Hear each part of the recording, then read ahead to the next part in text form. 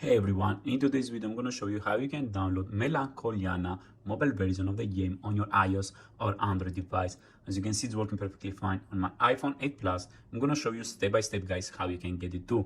So let's go back and let me show you exactly how I got MelanCholianna on my iOS device.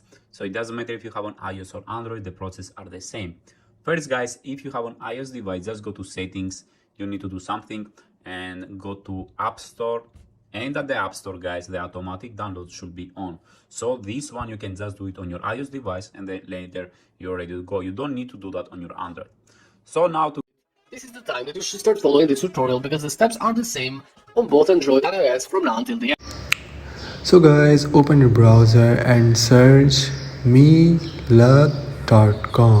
So meluck.com This is the website that you need to go, and once you're here, is the only website that you can actually download and play MelanCholianna on your mobile device. Go at the search box and just write MelanCholianna. Okay, click down, scroll down till the end. Now we should find it for sure. And here it is, guys, the MelanCholianna. Click on it, and if your device is compatible, then you're lucky because you can download and play MelanCholianna mobile version.